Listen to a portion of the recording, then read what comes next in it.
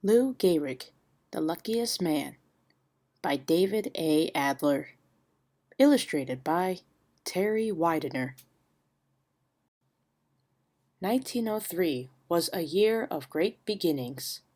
Henry Ford sold his first automobile, and the Wright brothers made the first successful flight in an airplane.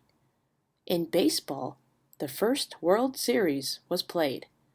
The team, later known as the Yankees, moved from Baltimore to New York. And on June 19, 1903, Henry Louis Gehrig was born. He would become one of the greatest players in baseball history. Lou Gehrig was born in the Yorkville section of New York City. It was an area populated with poor immigrants like his parents, Heinrich and Christina Gehrig, who had come to the United States from Germany. Christina Gehrig had great hopes for her son Lou. She dreamed that he would attend college and become an accountant or an engineer. She insisted that he study hard. Through 8 years of grade school, Lou didn't miss a single day. Lou's mother thought games and sports were a waste of time. But Lou loved sports. He got up early to play the games he loved: baseball, soccer, and football. He played until it was time to go to school. In high school, Lou was a star on his school's baseball team. After high school, Lou Gehrig went to Columbia University. He was on the baseball team there too, and on April 26, 1923, a scout for the New York Yankees watched him play. Lou hit 2 long home runs in that game. Soon after that, he was signed to play for the Yankees. The Yankees offered Lou a $1,500 bonus to sign, plus a good salary. His family needed the money. Lou quit college and joined the Yankees. Lou's mother was furious. She was convinced that he was ruining his life. On June 1st, 1925, the Yankee manager sent Lou to bat for the shortstop. The next day, Lou played in place of first baseman Wally Pipp. Those were the first 2 games in what would become an amazing record. For the next 14 years, Lou Gehrig played in 2,130 consecutive Yankee games.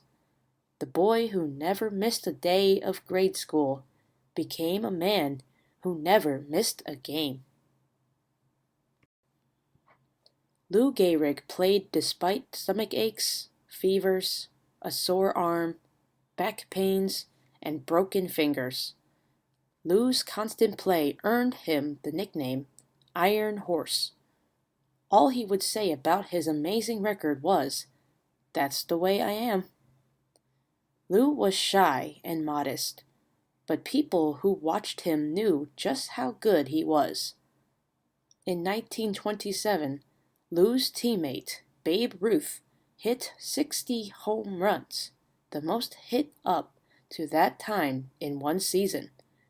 But it was Lou Gehrig who was selected that year by the baseball writers as the American League's most valuable player.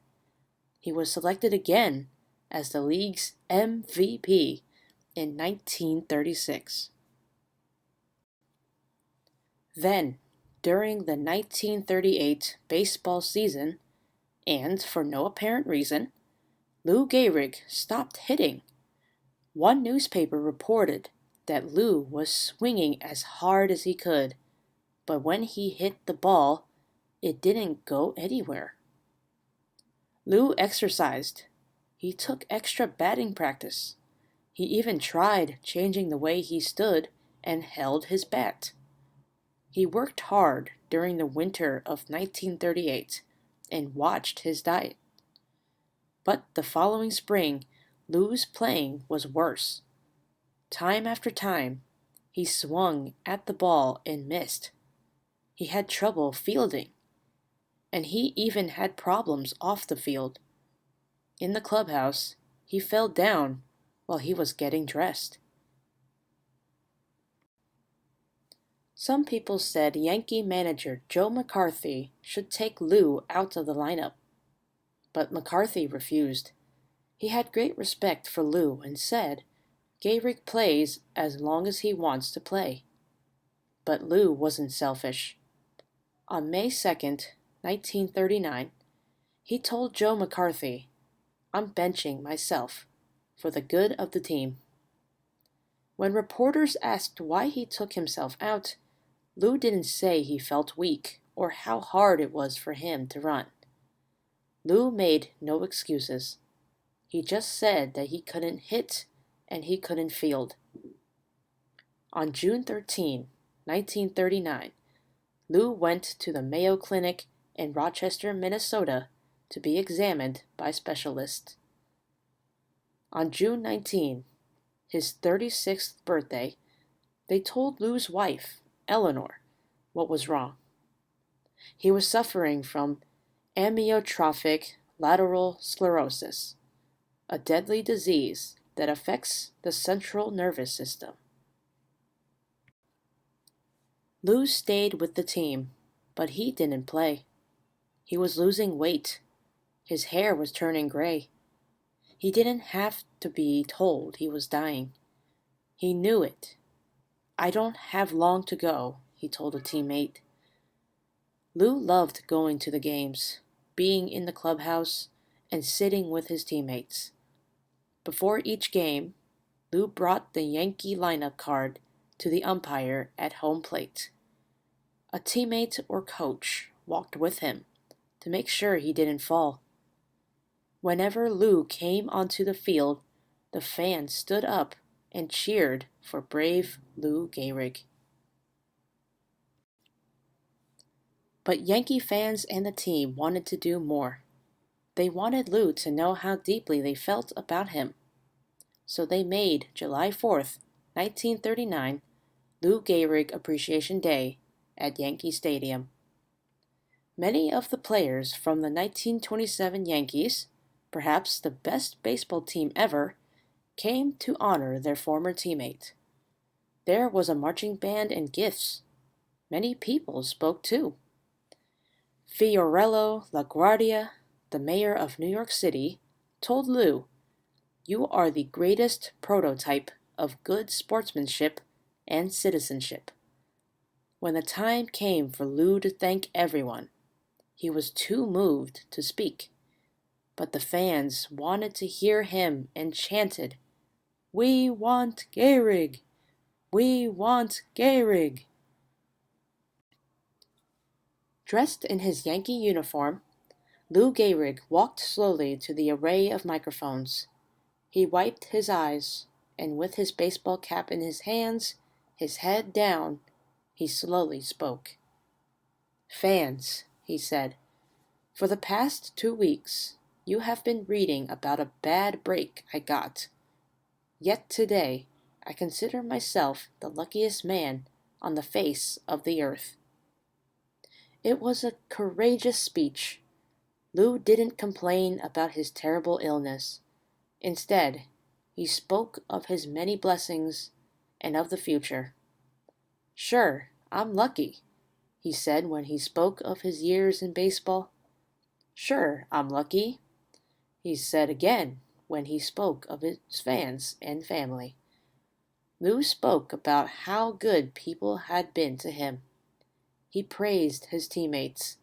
He thanked his parents and his wife, whom he called a tower of strength. The more than 60,000 fans in Yankee Stadium stood to honor Lou Gehrig. His last words to them, and to the many thousands more sitting by their radios and listening, were, "So I close in saying that I might have had a bad break, but I have an awful lot to live for." Thank you." Lou stepped back from the microphones and wiped his eyes.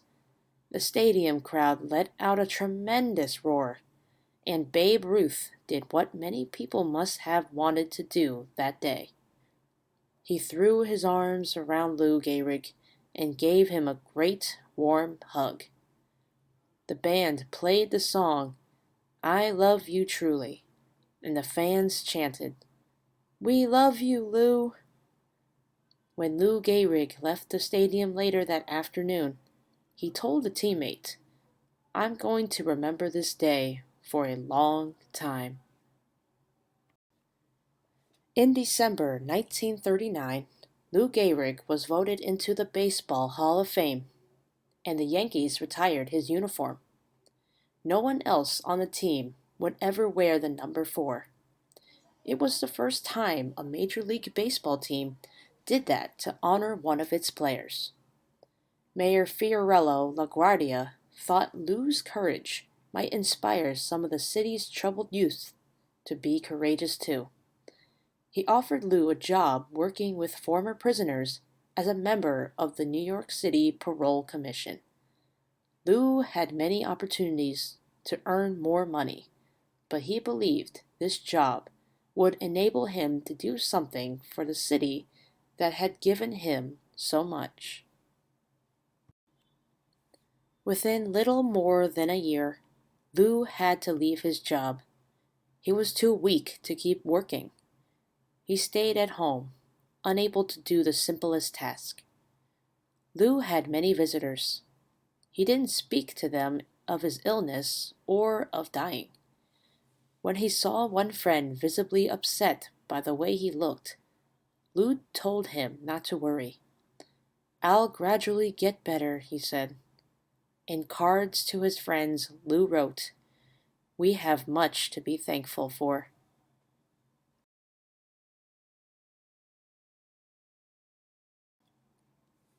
By the middle of May 1941, Lou hardly left his bed. Then, on Monday, June 2nd, 1941, just after 10 o'clock at night, Lou Gehrig died. He was 37 years old. On June 4th, the Yankee game was canceled because of rain. Some people thought it was fitting that the Yankees did not play. This was the day of Lou Gehrig's funeral. At the funeral, the minister announced that there would be no speeches. "We need none," he said, "because you all knew him." That seemed fitting, too, for modest Lou Gehrig. Thank you for listening to this great story. Let me know what other stories you want me to read out loud to you.